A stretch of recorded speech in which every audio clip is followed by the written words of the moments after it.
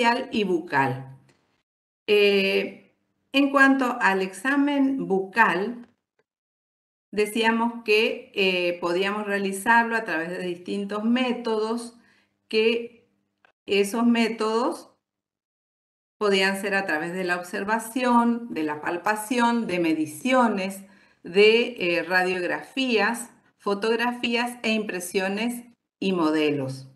Bueno, hoy nos vamos a referir a el estudio a través de mediciones, es decir, la aplicación de índices,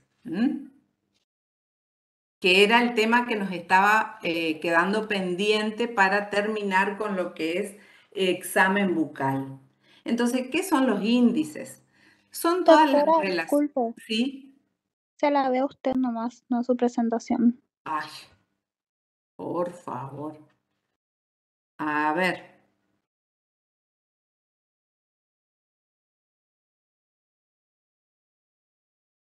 Ahí sí. Ahí sí.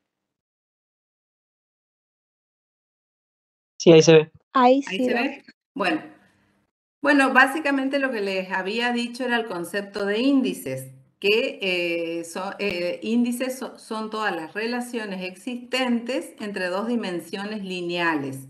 Y estas relaciones siempre van a estar enunciadas como un cociente y nos va a permitir determinar a través de una cifra, es decir, una magnitud, las variaciones proporcionales que pueden existir entre un maxilar y otro que está normal y poder compararlos, a través de entonces una serie de mediciones que da lugar a un cociente y un resultado de una magnitud que de acuerdo a cómo la evaluemos vamos a saber si existe maloclusión y en qué sentido, de acuerdo a qué índice estemos empleando, ¿no?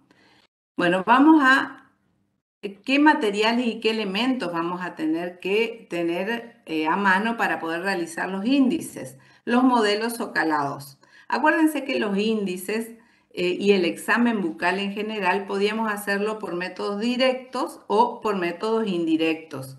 Por método directo podemos hacer las mediciones directamente en boca, pero acuérdense que todo lo que se hace directamente en boca es más engorroso porque necesitamos, digamos, de una buena predisposición y colaboración del paciente. En cambio, lo que hacemos en forma indirecta sobre modelos, podemos realizarlo en forma más precisa. Entonces, vamos a tener que tener los modelos del paciente, maxilar superior, inferior, socalados en oclusión, como ustedes ya han visto cómo realizaban esa tarea, y vamos a tener que disponer de determinados elementos o materiales como alambre de bronce latón, puede ser también alambre de ligadura de ortodoncia, alambre de acero inoxidable de 0,25, también se puede utilizar en vez del alambre de bronce latón, regla milimetrada, compás de punta seca, lápiz negro, fibra indeleble y una calculadora. Esos son los elementos que tienen que emplear. Vamos a empezar viendo qué es la línea perimétrica adulta. La línea perimétrica adulta es aquella que nos dice que si tomamos el perímetro del primer molar permanente inferior y lo extendemos, esa distancia o esa longitud en milímetros debe ser igual a la distancia de cervicolingual a cervicolingual de los primeros molares superiores. ¿Cómo hacemos esto? Por eso les pedimos el alambre de bronce latón, tomamos un trozo de alambre, envolvemos al primer molar permanente inferior. Como el alambre de bronce latón es un alambre que tiene mucha rigidez y poca elasticidad, entonces donde nosotros apretamos queda manteniendo esa forma. Vamos a contornear el primer molar. Con ayuda de una pinza porta aguja por ahí podemos ajustarlo alrededor del molar a nivel del ecuador dentario y entonces vamos a tener como un arito que es la medida del perímetro de ese primer molar. Vamos a cortar ese aro, lo extendemos y medimos con una regla milimetrada. Entonces nos va a dar una medida que, como dice acá, debe ser igual a la distancia que va de cervicolingual a cervicolingual de los primeros molares superiores. Les voy a dar un ejemplo. Por ejemplo, en esta imagen vamos a tomar el perímetro del primer molar inferior con la ayuda del alambre de bronce latón. Esa medida extendemos y debe coincidir con la distancia de cérvico-palatino a cérvico-palatino de los primeros molares superiores. ¿Qué quiere decir esto? Que si el perímetro del primer molar inferior es de 36 milímetros, la distancia cérvico-palatino a cérvico-palatino de los primeros molares superiores debe ser 36 también. Generalmente no coincide.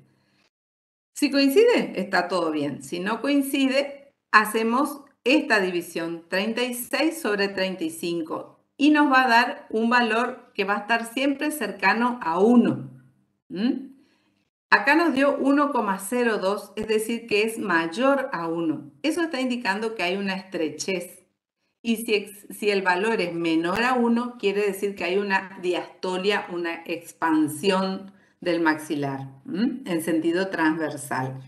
Es decir, que este índice nos sirve para ver la amplitud en sentido transversal del maxilar superior con respecto al inferior. ¿Entienden? Es muy fácil de hacer. ¿Entendieron, chicos? Sí. ¿Ustedes Sí, doctora. entendieron? Muy fácil. Perímetro del primer molar inferior extendido debe ser igual. O sea que para ver si es igual o no, lo dividimos. Que sean igual quiere decir que este valor dividido nos tiene que dar 1, ¿no es cierto?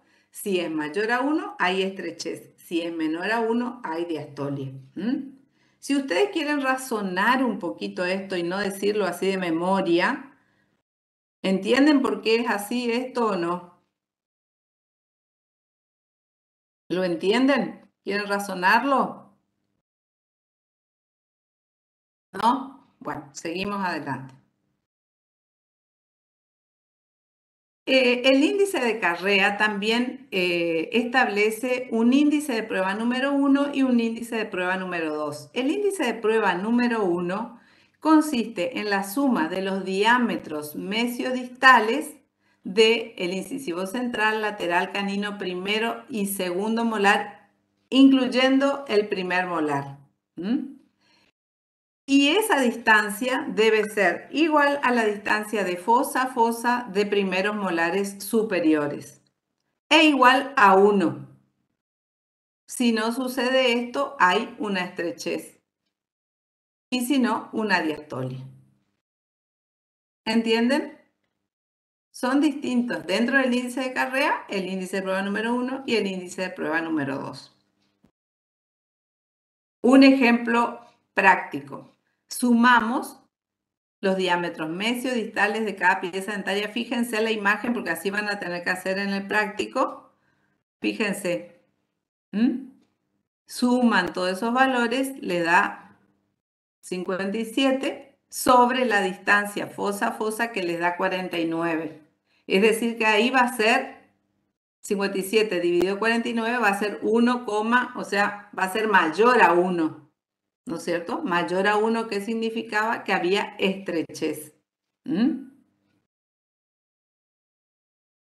También tenemos el índice de prueba número 2, que es aquel que dice que la distancia tomada desde el punto interincisivo de los incisivos centrales superiores a la fosa de los primeros molares superiores debe ser igual a la distancia bucodistal a bucodistal de los caninos superiores, igual a 1.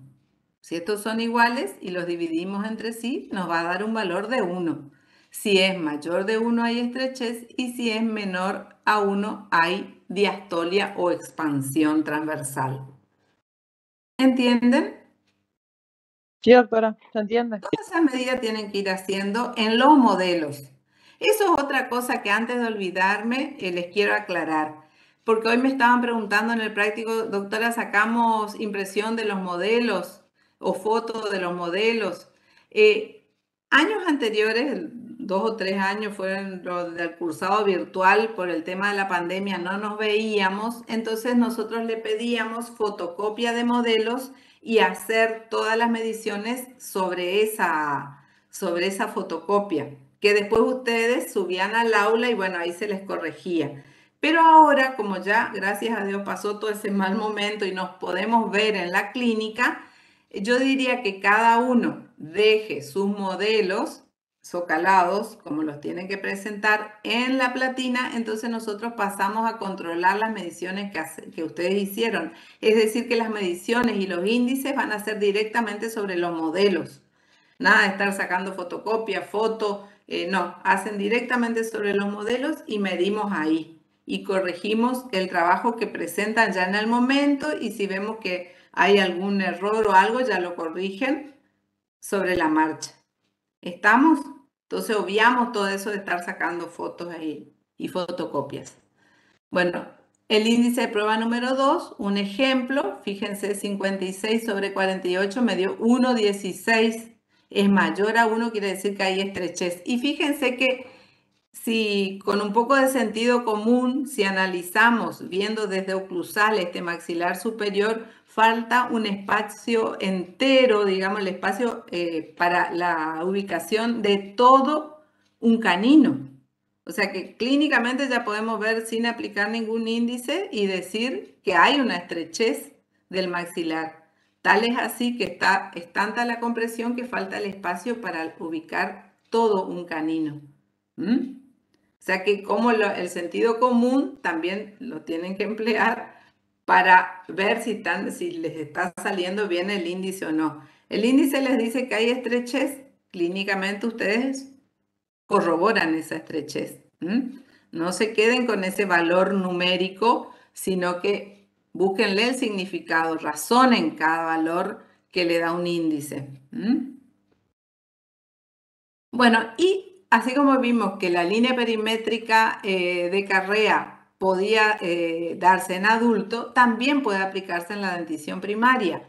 Pero aquí vamos a medir el perímetro del segundo molar temporario inferior y extendido, acuérdense, segundo molar, temporario inferior y extendido debe coincidir con la distancia que va de cérvico-palatino a cérvico-palatino de los segundos molares superiores.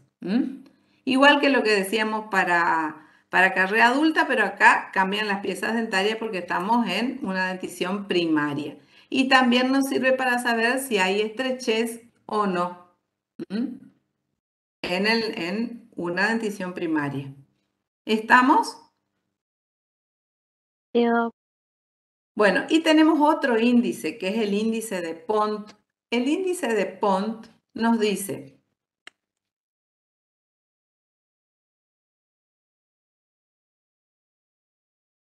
que la suma de los anchos mesiodistales de incisivos centrales y laterales por 100, acá sí nos va a dar un porcentaje, entonces va a ir por 100 nuestro cálculo. Sobre la distancia que va de fosa a fosa de los primeros premolares, nos tiene que dar un valor de un 80%. Si es mayor de 80, hay estrechez. Y si es menor de 80, hay una diastolía o una expansión. Pont, el índice de Pont, sirve para estudiar también si una arcada dentaria es estrecha o está muy expandida en sentido transversal. Y se mide, decimos que hay dos índices de Pont, uno para premolar y otro para molar. El índice de premolar es el que les estoy mostrando recién, que recién les presenté, y es igual a un 80%. ¿Estamos? Suma de los anchos mesiodistales de incisivos centrales y laterales permanentes superiores por 100 sobre distancia fosa a fosa de primeros premolares, igual 80%.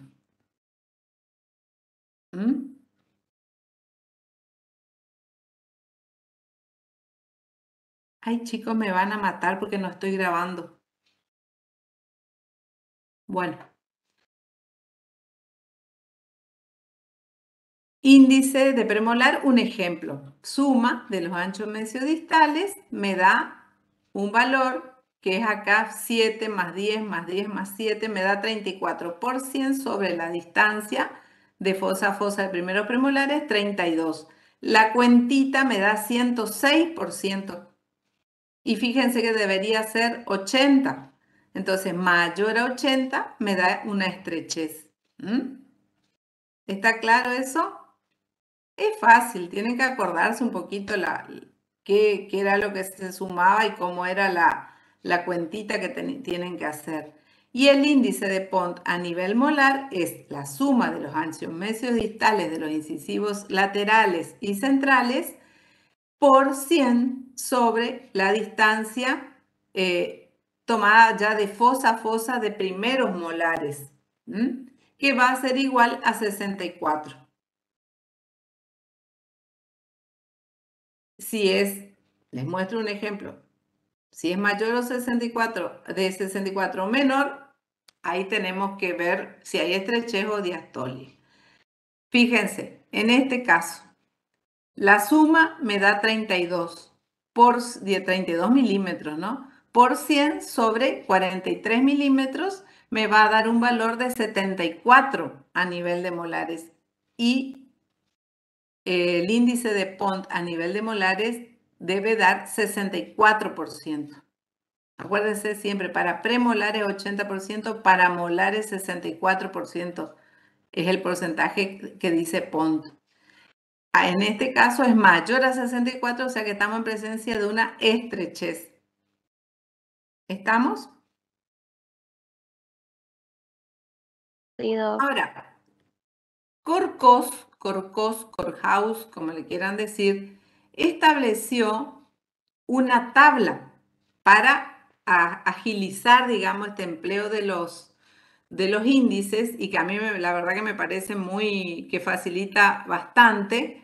En vez de estar haciendo esa cuentita como hacíamos recién, por 100 sobre la distancia de premolar a premolar o de molar a molar, buscan directamente en la tabla, o sea que Korkhaus se habrá tomado el trabajo de calcular para 27 milímetros del ancho total de los incisivos, para 27,5, para 28, para 28,5. O sea, él calculó ya sobre todas esas posibles medidas que podían tener la suma de los incisivos y estableció ya qué distancia de 4 a 4 debía ser, qué distancia de 6 a 6 debía ser para cada una de esas medidas.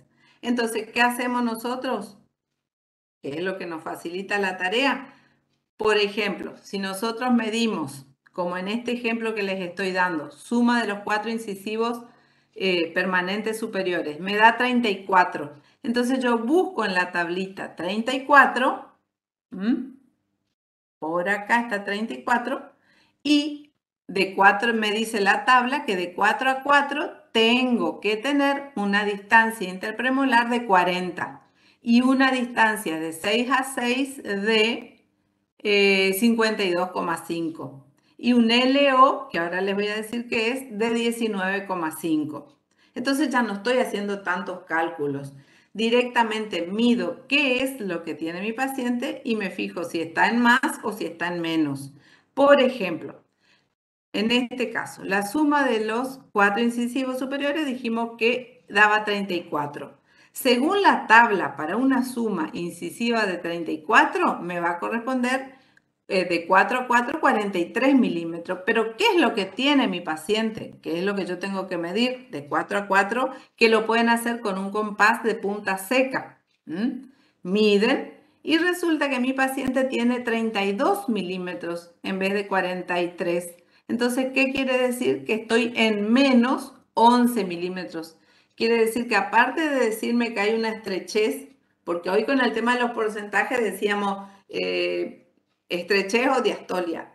A mí me parece que viendo el análisis a través de esta tabla me permite también saber cuánto más o cuánto menos está alterado.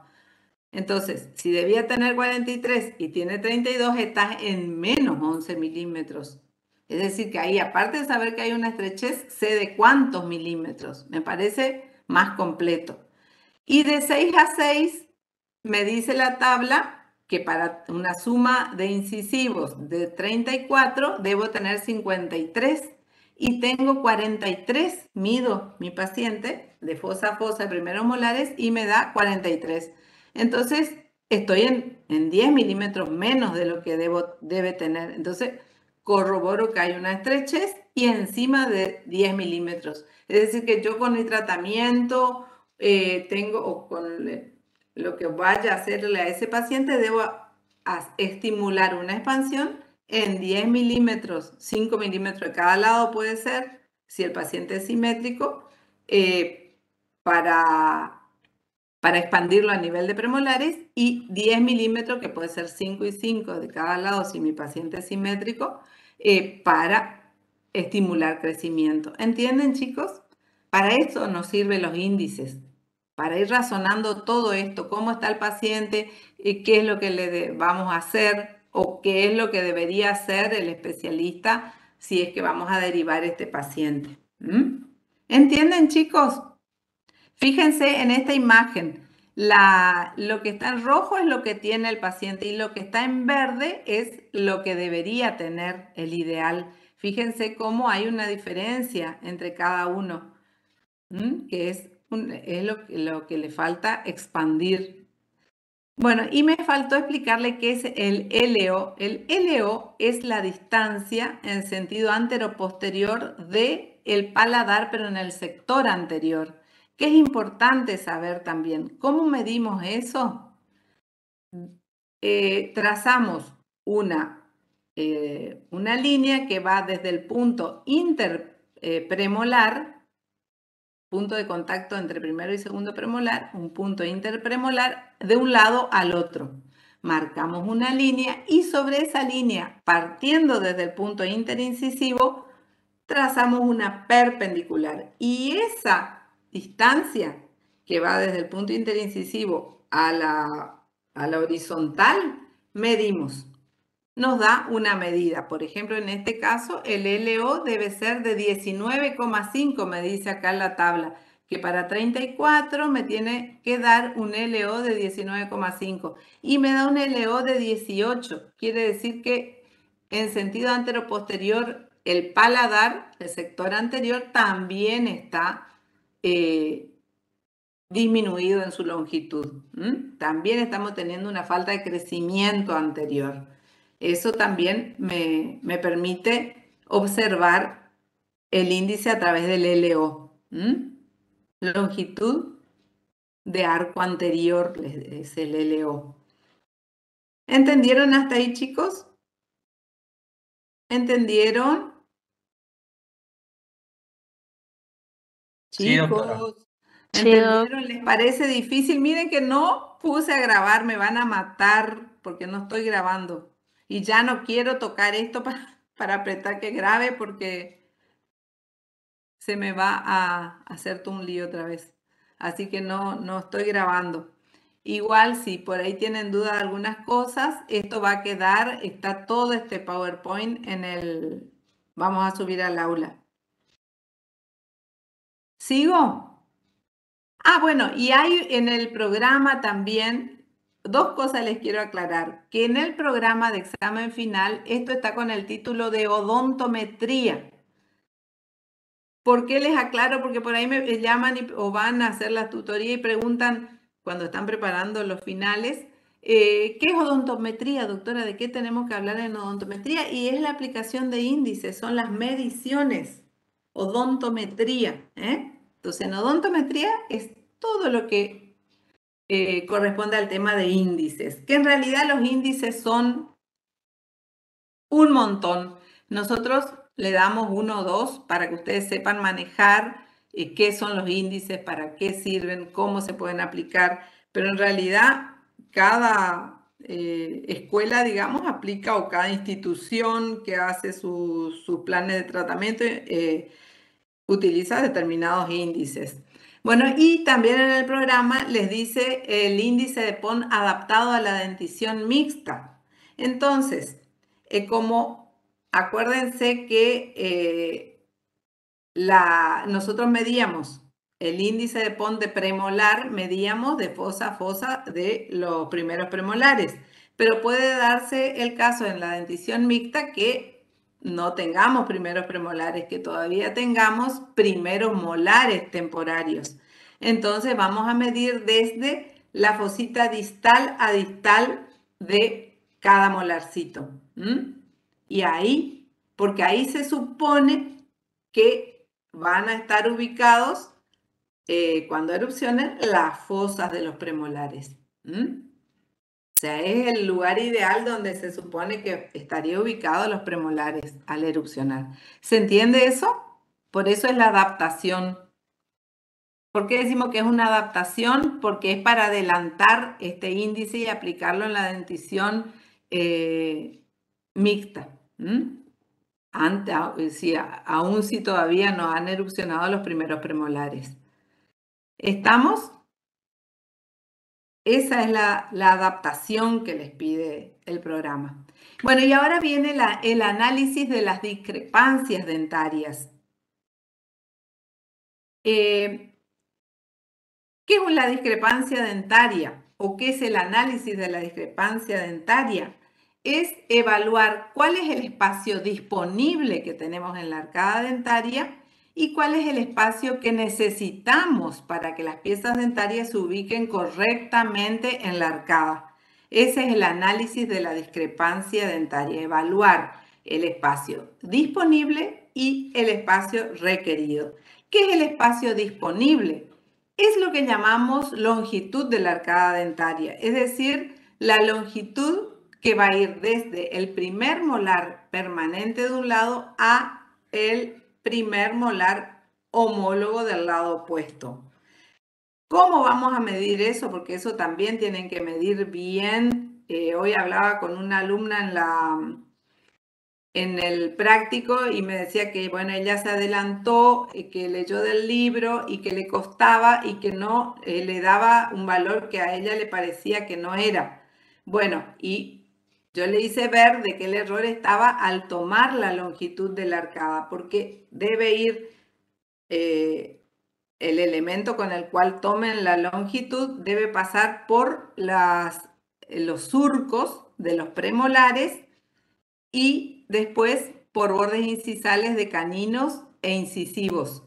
Ahora, ¿qué pasa cuando hay mucho apiñamiento?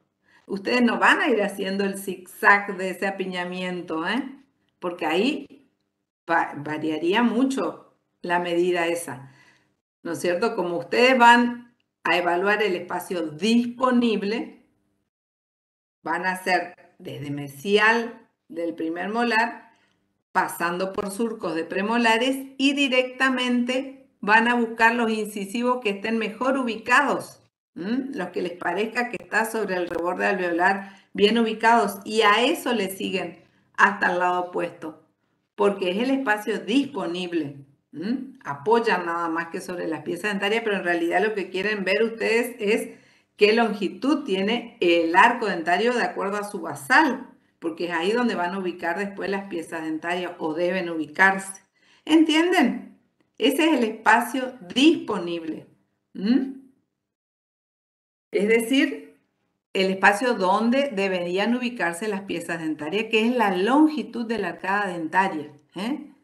¿Y cómo medimos la longitud de la arcada dentaria en la dentición primaria? Desde distal de segundos molares temporarios a distal de segundo molar temporario del lado opuesto, porque todavía no están los primeros molares permanentes. Y el espacio requerido. El espacio requerido es el que necesitamos para ubicar las piezas dentarias en forma adecuada. ¿Y cómo calculamos cuál va a ser nuestro espacio requerido? Sumando los espacios mesiodistales de cada pieza dentaria. de premolares, primero, segundo premolar, canino e incisivos, lateral y central, de un lado y del otro. ¿Qué pasa si falta? Les doy un ejemplo, porque todas estas situaciones se les va a presentar y bueno, consulten con su docente o si quieren sacarse la duda por ahí, si no se dan idea cómo van a hacer. Si falta una pieza dentaria de un lado, le dan el mismo valor al otro que está presente. Puede presentarse también distintas situaciones, que falten los dos incisivos laterales, por ejemplo. Van a ser situaciones que vamos a ir solucionando sobre la marcha cuando ustedes consultan. Bueno, en definitiva, la discrepancia dentaria va a ser igual al espacio disponible menos el espacio requerido. ¿Entienden? Entonces, ¿qué es la discrepancia dentaria? Dentaria, porque hay otras discrepancias también que ya eso no le vamos a dar porque son temas de posgrado. Va a ser igual al espacio disponible menos el espacio requerido. Vamos a un ejemplo.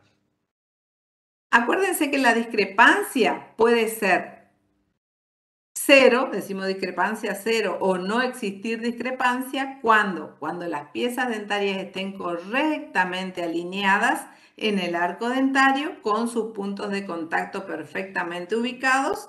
Decimos que no hay discrepancia porque el espacio disponible es suficiente y en él se han ubicado correctamente todas las piezas dentarias. Entonces la discrepancia es cero o no existe discrepancia. Puede existir una discrepancia positiva cuando el espacio disponible sea mayor al espacio requerido. Por ejemplo, en el caso de piezas dentarias conoideas, en el caso de que existan diastemas entre las piezas dentarias, entonces ahí sobra espacio. Microdoncias, por ejemplo. Ese sería un caso de discrepancia positiva. Y discrepancia negativa es cuando el espacio disponible es menor al espacio requerido, que es el caso de los grandes apiñamientos dentarios. ¿Les quedó claro eso? Discrepancia, ¿no existe discrepancia? Discrepancia positiva, sobra espacio disponible, hay mucho espacio disponible, y discrepancia negativa cuando es poco el espacio para ubicar las piezas dentarias. ¿Queda claro, chicos? Y ahí les traje ejemplos, fíjense. Discrepancia positiva, esto que les estoy mostrando, donde hay diastemas, fíjense, hay diastemas, interincisivos principalmente, y esta es una discrepancia negativa. Fíjense, en esta distancia de mesial de un molar a mesial del homólogo del lado opuesto, vamos a tener una distancia, que es el espacio disponible. Y si sumamos individualmente mesio distal de cada pieza dentaria, seguro que va a ser mayor. Es decir, que la discrepancia va a ser negativa acá. Va a faltar espacio. Y aquí donde existe esta última imagen, donde existe una discrepancia, decimos discrepancia cero o no existe discrepancia, mejor dicho. ¿Estamos? ¿Les quedó claro hasta ahí? ¿Sí? ¿Les quedó claro? ¿Tienen alguna duda? ¿Cuántos están en la clase? Para mí están súper poquitos. Van a esperar la grabación de la clase y no grabé. A ver, ahora cuando cambio de PowerPoint voy a poner a grabar. Bueno, ¿está entonces claro esto, chicos? ¿Quieren que pasemos al otro tema?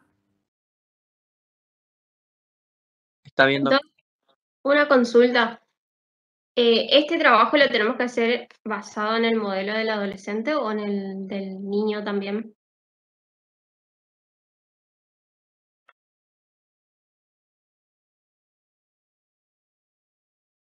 No se le escucha, Doc.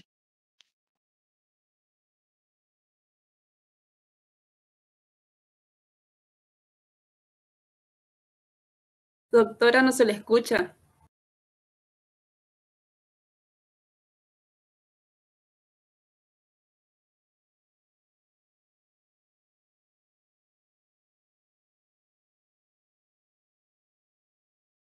Ahí está, disculpen. No, les decía que el paciente niño que ustedes atienden debe tener la historia clínica y en la historia clínica está la evaluación facial, bucal, no dice aplicación de índices. Entonces no hace falta que le hagan al chiquito, digamos, la aplicación de índices, pero igual tienen que evaluar los modelos en oclusión, por eso le decimos que igual tomen impresiones, hagan el socalado, porque deben evaluar la oclusión. Por ahí no le pedimos con tanto detalle o que tomen modelos, pero sí el paciente adulto, porque ese es un trabajo práctico aparte. Eso consulten con sus jefes, que todo hablamos el mismo idioma, así que, bueno, estamos entonces.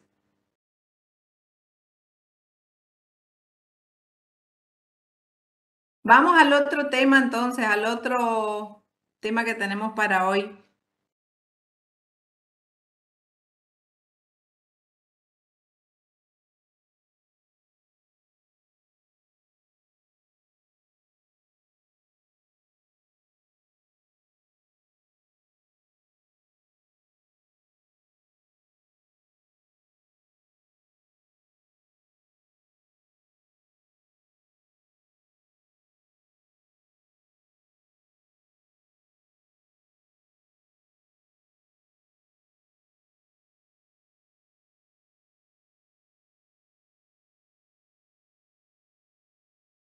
¿Ven, chicos? ¿Están viendo? No, doctora, no se ve. No, esperen a ver, No, hablo desde acá. sigue el power anterior todavía. Sí, entonces no dejé de comparar, ay, que seguro.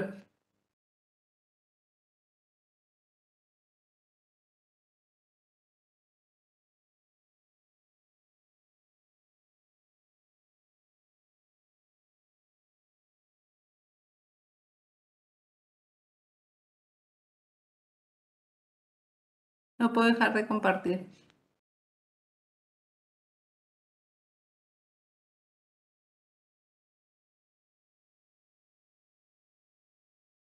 Doctora, le pregunto, ¿estos temas entran en el parcial también? Pienso que sí, esto va a entrar. Bueno, ahí dejaron de compartir eso. ¿Ya no ven más? Ahora sí. Bueno, vamos al otro tema. Ahí. ¿Ven otro power? No, ¿No? no. Vamos de nuevo.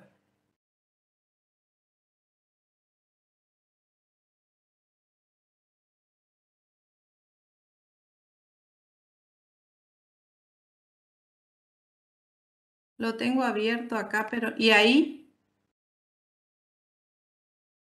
Chicos, Yo veo No, su doctora. pantalla, Doc. ¿eh? Yo veo su pantalla, pero no está ni una presentación.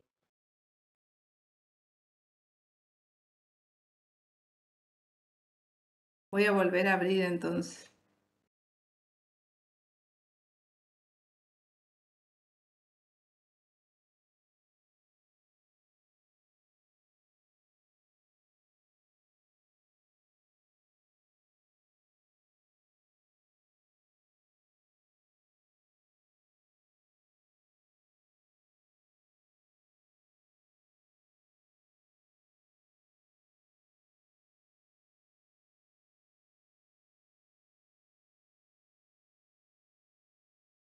Ahí, sí. Ahí ven el nuevo power. Sí, Doc, Sí. ahora sí. Sí, bueno. El tema que tenemos que dar es de aparatología ortodóntica. ¿Qué hora tenés? Son 5:30. Oh. Bueno, vamos hasta donde llegamos. En todo caso, después en otra clase les doy lo que falta. Bueno, Doc, dentro de ¿cómo? que si puede Sí, poner. a ver. Ahí, ¿escuchan o no? Sí, se escucha. ¿Sí? Bueno, vamos a Doc, ver lo que es... disculpe. ¿Y este puede poner para grabar? Ah, a ver. Tengo que ir para atrás. Ya no puse.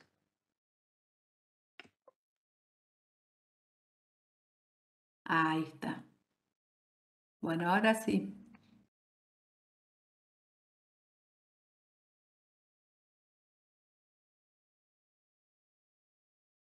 Bueno, empezamos entonces. Empezamos, chicos, hasta donde lleguemos con este tema.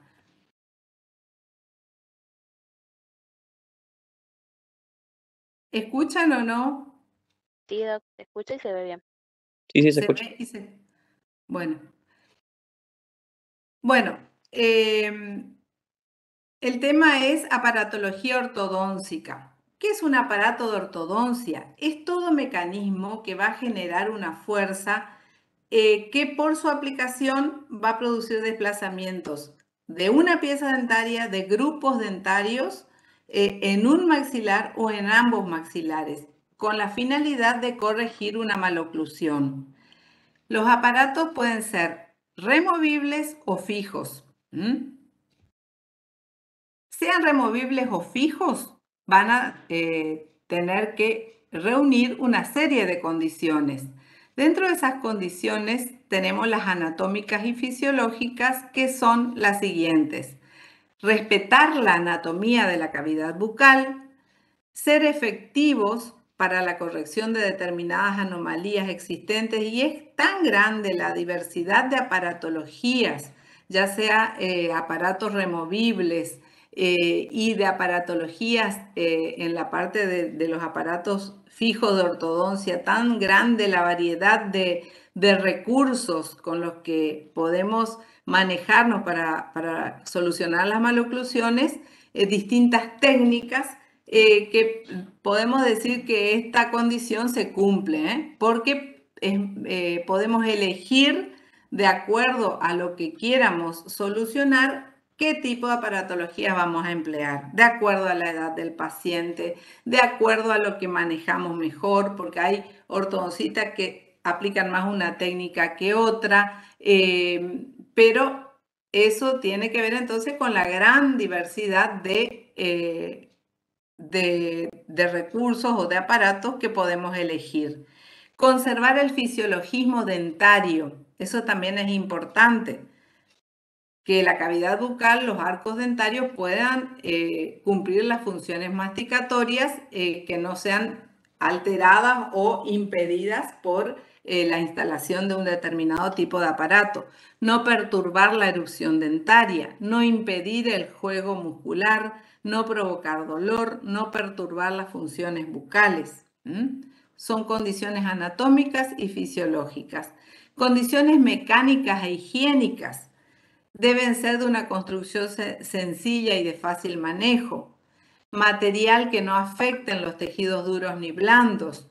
No deben sufrir alteraciones químicas con la saliva. Deben ser resistentes para poder soportar los traumas masticatorios sin alterarse o sin romperse una determinada parte del aparato.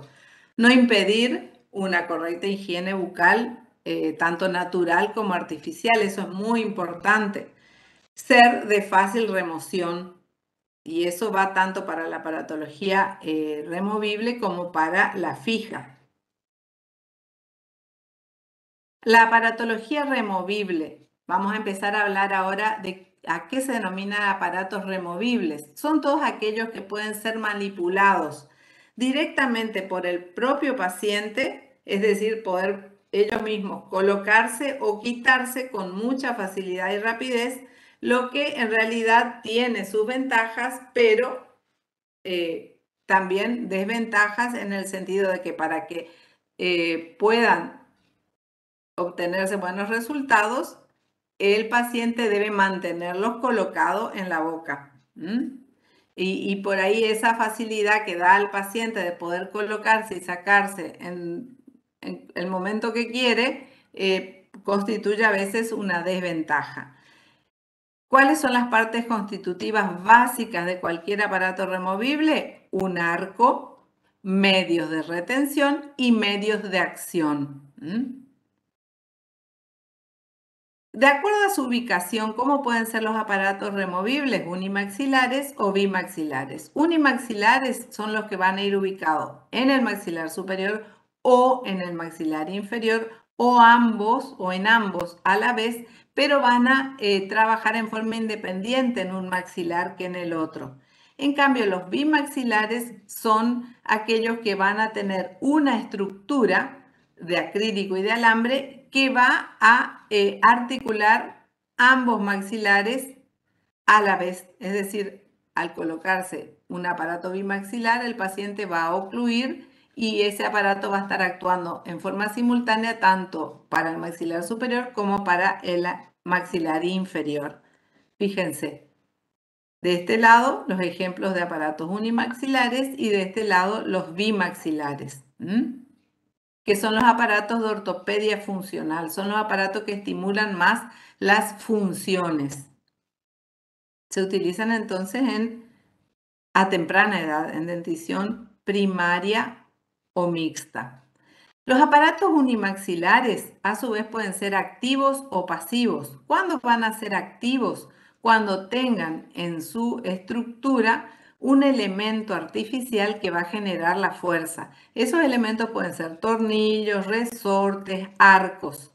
En cambio, los elementos pasivos son aquellos que no van a tener este elemento generador de fuerza, pero igual van a cumplir una función y van a poder realizar alguna corrección porque van a actuar gracias a la misma fuerza que genera la boca en forma involuntaria por la acción de las fuerzas que generan los mismos tejidos, las presiones musculares, las tensiones que se generan en la cavidad bucal y van a favorecer a que se produzca un determinado movimiento o a impedir un movimiento. Fíjense, yo les planteo así, como a fines didácticos, los aparatos unimaxilares pueden ser activos o pasivos. Pero ¿qué pasa? A veces hay estructuras pasivas que se relacionan o se pueden complementar a un aparato activo. Fíjense, ahora cuando vamos desarrollando todos los distintos aparatos y yo les voy mostrando, yo les voy a decir, este es un elemento pasivo que está en un aparato activo y cómo se van anexando para mejor función. ¿Entienden? Entonces, a fines didácticos, ustedes tienen que saber que hay aparatos unimaxilares activos con elementos artificiales que generan fuerza, que son resortes o tornillos, y pasivos que actúan con fuerzas naturales e involuntarias propias de la cavidad bucal. Vamos a ver cómo después hay combinaciones. Fíjense, ¿cuáles serían ejemplos de placas pasivas? Un plano inclinado. Fíjense, acá aparentemente hay una pieza dentaria que tiene una oclusión invertida. Entonces, con un plano inclinado hacemos, estimulamos a que esa pieza dentaria al ocluir sobre el plano se deslice y genere una fuerza involuntaria, como dice, porque no hay ni un elemento artificial, ni un tornillito que está empujando el diente, pero la pieza dentaria al ocluir en ese plano inclinado desvía la fuerza propia de la oclusión o de la masticación y ese constante contacto de la pieza dentaria sobre ese plano lo va desplazando. Por eso, fíjense cómo es distinta la acción de una placa pasiva. Se utilizan mucho en los niños. Por ejemplo, una pieza dentaria invertida, a veces con un pequeño plano inclinado, unos meses logramos que esa pieza dentaria invertida pueda cruzar. Ese es un aparatito, digamos, estaríamos haciendo ahí una ortodoncia. ¿De qué tipo? Una ortodoncia interceptiva, ¿no es cierto? Corregimos ese problema. No quiere decir que después el paciente no tenga otras maloclusiones, ¿no es cierto? En el futuro, cuando se siga el desarrollo de su cavidad bucal, pero en ese momento, con un pequeño plano inclinado, favorecimos o ayudamos al niño a que cruce esa pieza determinada pieza dentaria. Ese sería un ejemplo de una placa pasiva, un plano inclinado. Los mantenedores de espacio.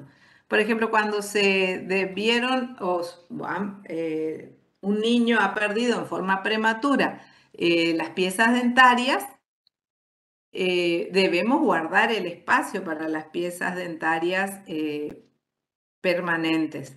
Entonces, podemos hacer una placa de acrílico con las piezas dentarias ausentes. Sería ahí una placa pasiva, no tiene ningún elemento que genere fuerza, pero estamos devolviendo entonces la función de la cavidad bucal a ese chico que perdió, por lo visto, como en este ejemplo, varias piezas dentarias. Fíjense, acá ya es una placa de mordida. Por ejemplo, cuando existe una oclusión invertida de un sector, hacemos una placa pasiva con un plano de altura que va a generar un destrabe en la oclusión para permitir entonces que pueda haber una corrección en ese lado que está invertido. Placas para hábitos, por ejemplo, son placas pasivas también. Todo esto que ustedes ven, que ustedes dirán pasiva, pero hay muchos alambres acá, ¿no es cierto? No es tan pasivo. Es pasivo, ¿por qué? Porque no tiene ningún elemento artificial que genera fuerza, pero sin embargo cumple una función que es la de evitar un hábito. Fíjense, este alambre colocado en forma de ubicado así como una rejilla en el sector anterior es para evitar que el niño interponga la lengua en el sector anterior. Y estas estructuras a nivel de los molares son retenedores. Dijimos que todos los aparatos removibles tenían básicamente siempre un arco vestibular, retenedores que, como su nombre lo indica, aumentan la fijeza del aparato en boca, y la parte del acrílico, siempre. Bueno, esos son ejemplos de placas pasivas. Ahora vamos a ver las placas activas, que dijimos que eran aquellas que tenían algún elemento que iba a generar una fuerza, que pueden ser tornillos o resortes. Las placas activas pueden ser simples o hendidas. ¿Qué quiere decir cuando digo simples o hendidas? Simple cuando no están divididas, no están cortadas en la parte del acrílico. Y hendidas es cuando están divididas en la porción de acrílico. Las placas, acuérdense que pueden ser para maxilar superior o para maxilar inferior. Yo por ahí muestro en algunas situaciones modelos de maxilar inferior y en otras de maxilar superior. Pueden ser con resortes. Fíjense, estas por ejemplo tienen resortes. Acá el elemento que va a adelantar este sector anterior son estos resortes. Fíjense acá, son resortes de tipo cruzados, que va a protruir este sector anterior. Y acá, por ejemplo, que ya son hendidas y tienen un tornillo en la parte media que es el aparato generador de fuerza. Esto es típico de una placa Schwartz. Y esto es una placa Hawley. Ahora les voy a explicar cada una de esas porque les explico acá porque más adelante ya viene el tema de aparatos bimaxilares. Acuérdense, dentro de las placas activas dijimos que las simples no estaban divididas en el acrílico, y como ejemplo de esa placa tenemos la placa de Hawley. La placa de Hawley es aquella que va a estar formada por una estructura de acrílico que rodea o que cubre todo el paladar hasta los espacios interdentarios por palatino. Tiene un arco vestibular que sale desde el acrílico hacia vestibular, puede ser por distal de los caninos. Describe o configura un ansa hasta la parte media de los caninos de cada lado para después ponerse en forma horizontal y desplazarse apoyándose sobre el tercio medio vestibular de todas las piezas dentarias. Esa sería una placa Hawley. A las placas Hawley a veces se le puede agregar alguna retención. ¿Y para qué se utilizan si son pasivas? Como elemento de contención. Entonces las placas Hawley son placas activas, simples, son placas simples y se utilizan como contención. Y las placas hendidas, tenemos como ejemplo número 1 de ese tipo de placas las placas Schwarz. Las placas Schwarz son las placas activas por excelencia porque van a tener un tornillo en la parte media donde está la división de la placa. Entonces, al accionar ese tornillo, vamos a generar que se desplacen lateralmente esas dos hemiplacas y genere presión en sentido bilateral. ¿En qué consiste el tornillo? El tornillo es una estructura que se compra, que se inserta cuando uno confecciona la placa, inserta en la parte media, tiene una flechita que indica hacia dónde se abre el tornillo, fíjense acá, y en la estructura del tornillo tiene un vástago que la mitad gira hacia un lado y la mitad hacia el otro, es decir, que abre o cierra, y una tuerquita con unas perforaciones que es donde nosotros vamos a colocar una llavecita que viene en el avío y siguiendo la dirección del tornillo podemos ir activando. Generalmente puede variar entre una marca y otra, pero al activarse un cuarto de vuelta del tornillo estamos activando 0,25 milímetros. Es la expansión que estamos realizando. ¿Entienden? Y las placas Schwarz constan de la placa de acrílico, el elemento activo, que es el tornillo, el arco vestibular y los retenedores los retenedores molares que pueden ser retenedores tipo Adams, retenedores de arcos, retenedores simples, pueden ser puntas de flecha. Hay un montón de tipos de retenedores que se le pueden agregar a las placas. Entonces, ¿cuáles son las partes constitutivas de la placa Schwarz?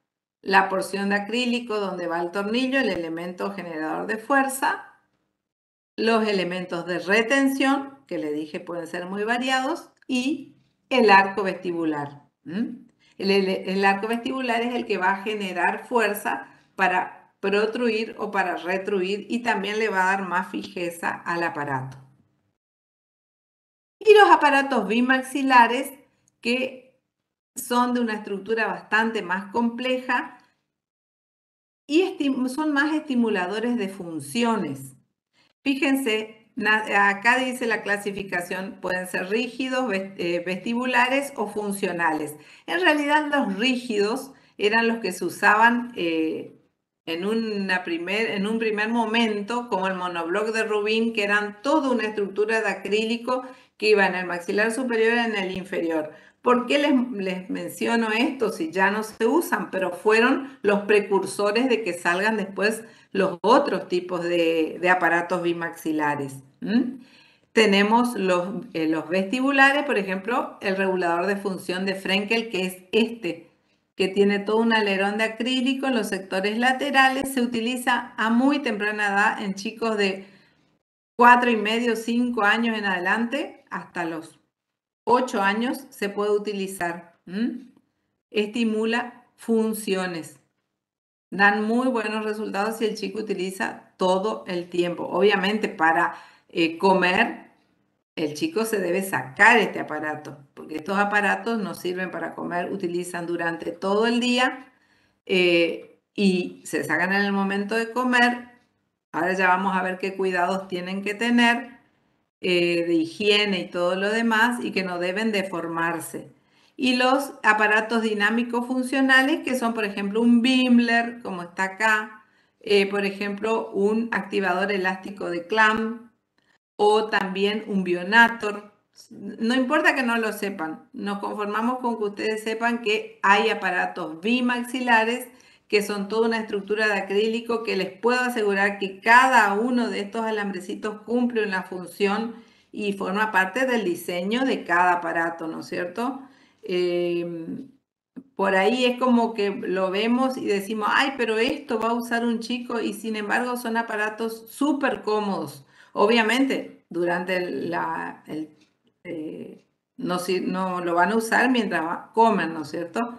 Bueno, y ahí terminamos la parte de aparatos removibles. ¿Seguimos, chicos? ¿O quieren dejar? Si es por mí, seguimos, ¿eh?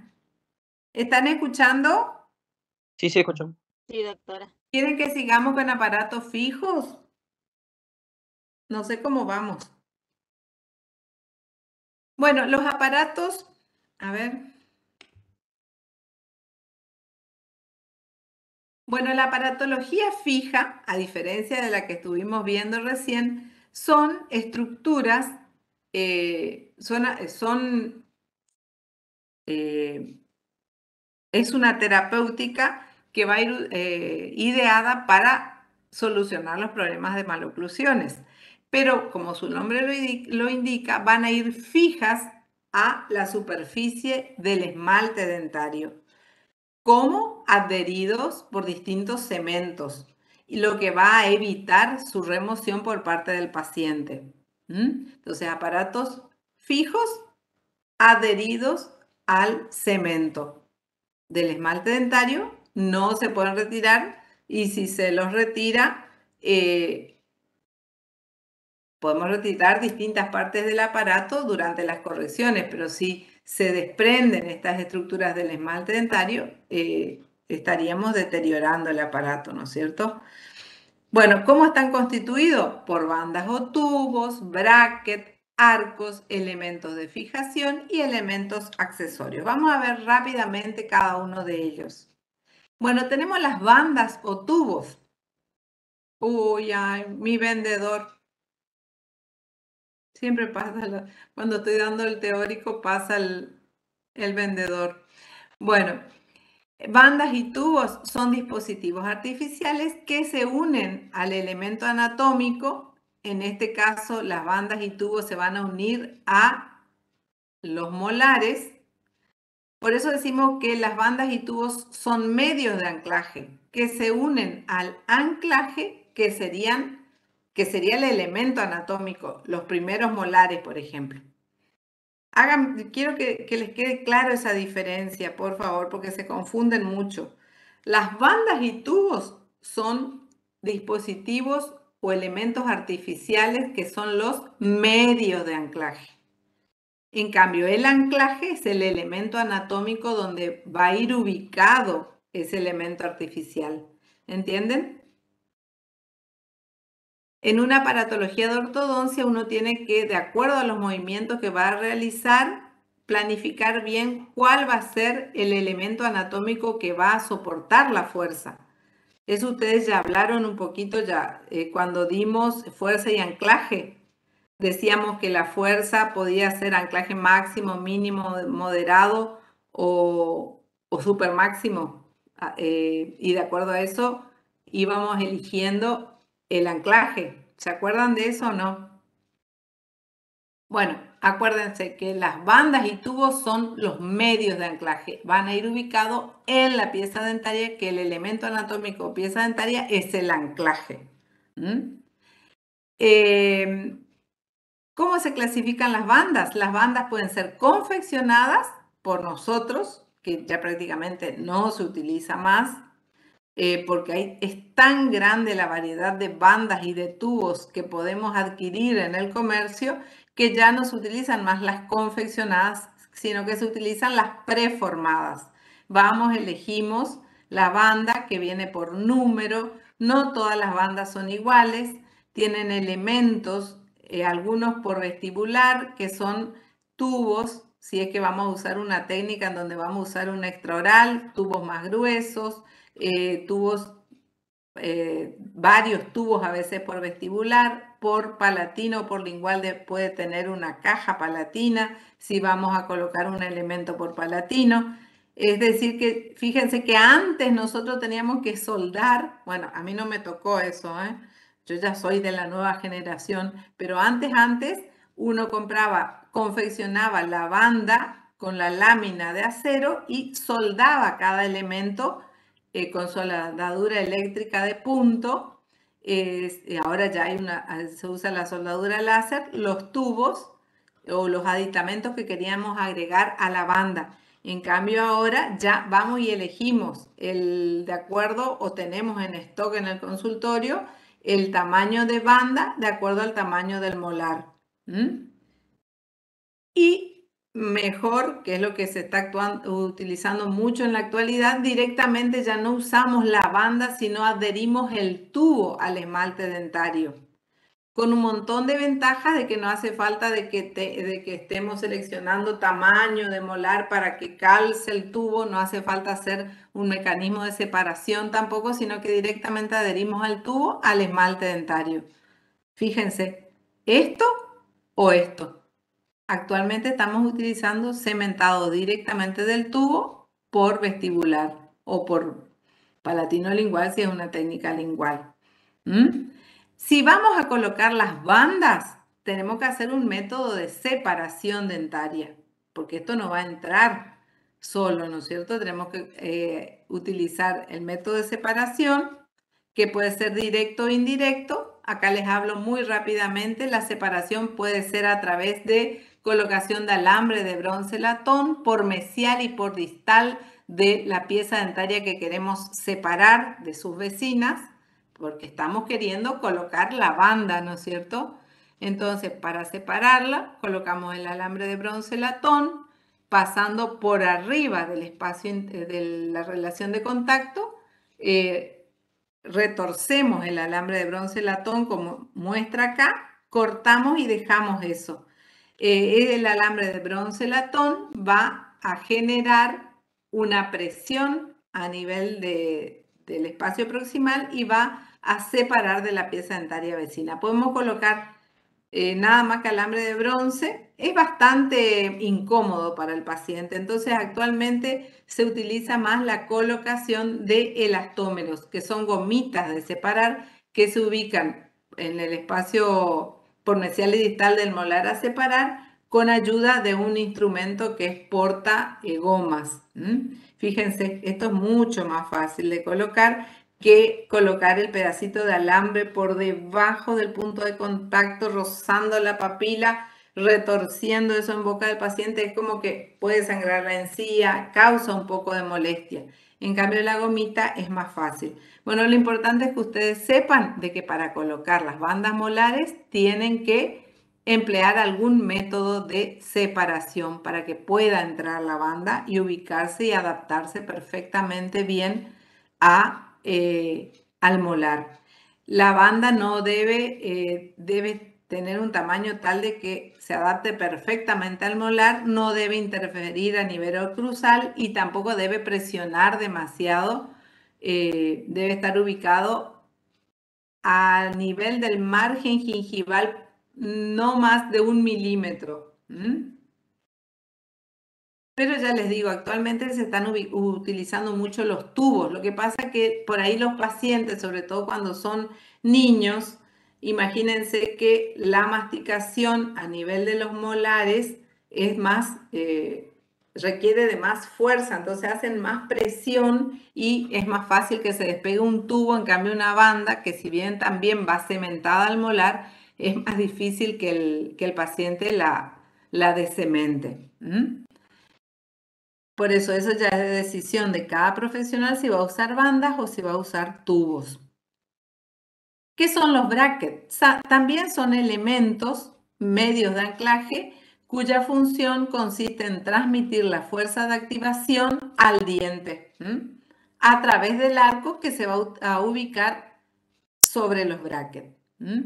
¿Cómo va a estar constituido un bracket? Por una base que tiene el elemento de retención, está como en su parte interna, que es la que va a ir en contacto con el esmalte dentario, tiene asperezas y retenciones, ya que ahí vamos a colocar el cemento de adhesión para fijarlo al esmalte. El esmalte previamente tenemos que hacer una buena limpieza con un cepillado mecánico, grabamos el esmalte y después colocamos el cemento sobre la base, tomamos el bracket con una pinza porta bracket, colocamos el cemento y ubicamos sobre cada pieza dentaria.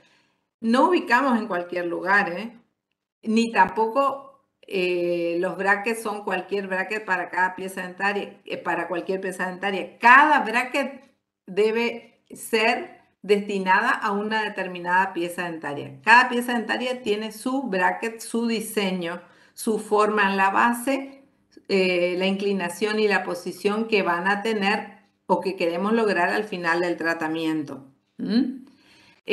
También tiene las aletas, que son estas estructuras que va a servir para alojar los distintos elementos de sujeción. Y lo más importante quizás del bracket, todo es importante, ¿no? Pero es el canal o ranura. El canal o ranura, que es donde va a ir ubicado el arco, que es el alambre que va a transmitir la fuerza sobre la pieza dentaria. Fíjense, este es un bracket con 4 aletas. Pueden haber bracket con 2 aletas únicamente, como este que les muestro acá, que es estético. Pueden haber bracket metálicos, bracket estéticos. Dentro de los estéticos, de porcelana, de zafiro, de acrílico. La técnica de ortodoncia, o sea, la aparatología en sí, puede ser por vestibular, estar ubicada en las caras vestibulares de la pieza dentaria, o pueden ser linguales, estar ubicadas por dentro, en la parte interna de la cavidad bucal, que son muy estéticas, ¿no es cierto? A ver, ¿qué más? Bueno, acá les muestro cómo son las bases, cómo son los canales o ranuras donde van alojados los arcos. Y los arcos que están conformados, son alambres conformados con distintos componentes. Eso es importante, ¿eh? El material más utilizado en ortodoncia es el acero inoxidable. El acero, que es una combinación de hierro y carbono, se le agrega cobre y níquel para que sea inoxidable. Entonces, después, con una gran variación de composiciones, hoy tenemos en los arcos súper elásticos, que son los nitinoles. Tenemos arcos súper elásticos y encima térmicos, es decir, que actúan de acuerdo a las distintas temperaturas de la boca. Eso es cuando vamos a utilizar en la primera etapa del tratamiento, necesitamos hacer alineamiento y nivelación. Cuando ya vamos a hacer movimientos donde requerimos más fuerza, entonces vamos a utilizar alambres más rígidos y ya no van a ser súper elásticos, van a ser de acero, y vamos a emplear ya secciones mayores. ¿Entienden cómo va variando de acuerdo a la etapa de tratamiento en la que estemos? Van a ir variando los arcos utilizados. Entonces los arcos van a generar la fuerza que va a estimular al ligamento periodontal para que se produzcan los cambios biológicos, químicos, celulares y moleculares en ese ligamento periodontal para darnos la respuesta del movimiento dentario. Donde hacemos presión, vamos a generar una reabsorción ósea. Donde hacemos tensión, vamos a generar una neoformación. Bueno, ¿cómo pueden ser los arcos de acuerdo a su sección? Es decir, que si a un arco lo cortamos transversalmente, podemos tener un arco redondo, rectangular, cuadrado. Pueden estar confeccionados de una sola estructura o de distintas hebras, que todos son muy utilizados. De acuerdo a la sección, redondos, cuadrados, rectangulares. De acuerdo a su longitud, pueden ser seccionales o enteros, es decir, que vaya de último molar a último molar, tanto en el maxilar superior como en el maxilar inferior, o estar ubicados en un sector únicamente de la cavidad bucal. Y de acuerdo a la ubicación, pueden ir en el maxilar superior, inferior, pueden ir por vestibular o por lingual. Fíjense, estos son los arcos seccionales, ubicados en de una determinada longitud, mucho más corto que los arcos completos. Esto sería para maxilar superior y para maxilar inferior. Fíjense, pueden ir por lingual o por palatino. Bueno, dijimos que la ortodoncia constaba de bandas o tubos, bracket, arcos, y ahora necesitamos los elementos de fijación, es decir, cómo vamos a dejar mantener unido el arco, que es el que va a generar la fuerza, sobre la pieza dentaria a través de los brackets y tubos. ¿Cómo vamos a dejarlos fijos? Gracias a elementos de fijación que pueden ser los elastómeros o ligaduras metálicas. Fíjense, elastómeros que vienen de distintos colores o ligaduras metálicas. Son los distintos elementos de fijación. Decimos que un elemento de fijación puede ser activo cuando va a generar fuerza que permite el movimiento dentario y pasivo cuando va a cumplir nada más que la función de ubicar el arco sobre el bracket. Entonces son pasivos cuando son de sostén nada más que del arco y son activos cuando al ajustarse generan una fuerza extra. ¿Qué elementos accesorios podemos tener? Gran variedad de elementos accesorios. De eso básico que dijimos, bandas y tubos, brackets, arcos, elementos de fijación, podemos necesitar, por ejemplo, utilizar un tubo, utilizar ganchitos, que a veces ya vienen en el bracket, a veces podemos agregar. A los ganchitos se le dicen hook, fíjense, hook, un resorte comprimido para juntar determinados sectores, o puede ser un resorte comprimido, distintos tipos de resortes, fíjense, de espiras abiertas, de espiras comprimidas, y estos elementos, de acuerdo a cómo tienen las espiras, son las fuerzas que van a generar. Botones también se utilizan mucho, y estos, que es lo que se está usando mucho ahora, que son los microimplantes o mini tornillos, que se utilizan extraalveolar o interalveolar, que se utilizan como refuerzos de anclaje o como anclaje máximo. Fíjense, cuando hablábamos de anclaje, hace unos teóricos atrás, decíamos que habían situaciones en las que nosotros no queríamos que los elementos utilizados como anclaje, es decir, los molares, se muevan nada, no debíamos perder ni 1 milímetro de anclaje cuando hacíamos el movimiento en un determinado sector. Entonces reforzamos el anclaje dentario con mini tornillos. O también hacemos directamente el movimiento de un determinado sector desde los mini tornillos. Bueno, y ahí terminamos, chicos. Ya dejamos el tema de contención para después.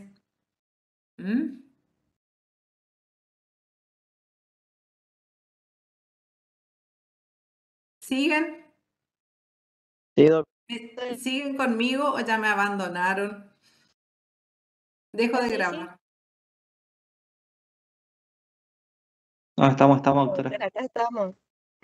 Bueno, no sé, chicos, si en realidad lo que nosotros pretendemos con esto no es como darle toda la ortodoncia en un día. Es un imposible.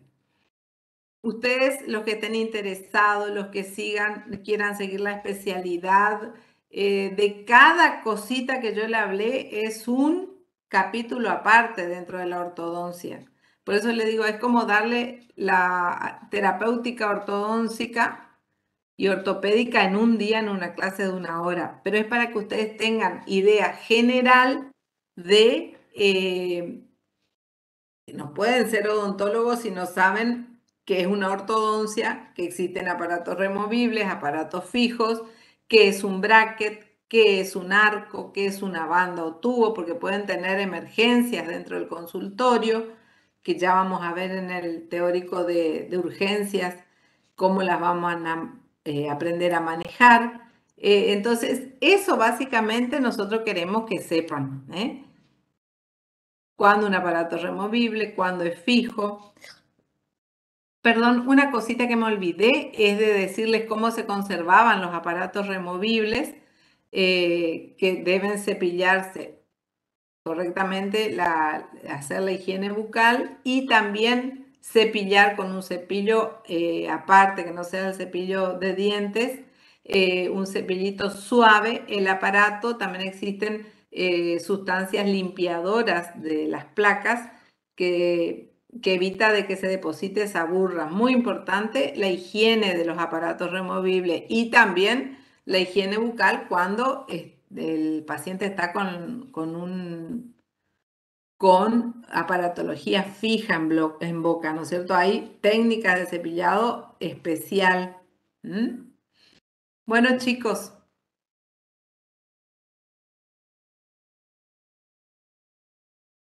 Gracias, doctora, muy amable. Bueno, no sé qué más quieren saber.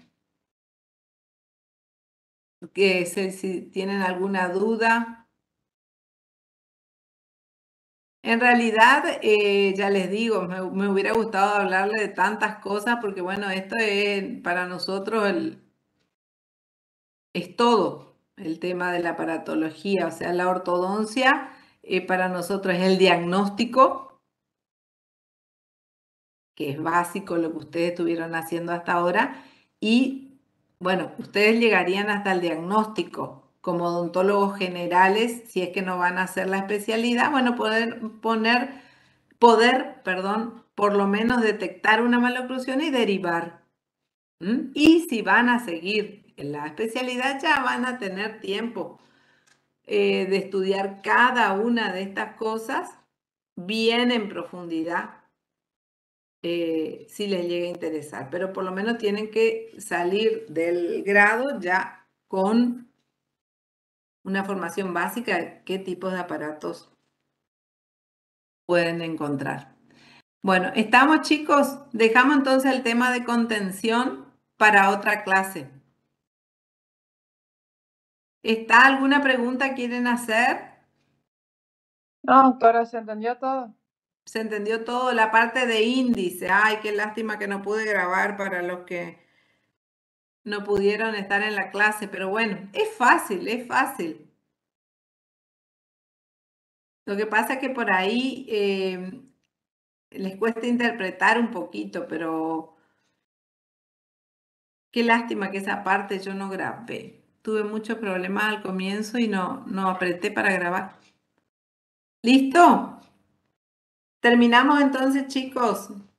Bueno, doc, Bueno, doctora, muchas gracias. nos Salimos vemos. Gracias. entonces. Chau, Chao, chau. gracias por estar.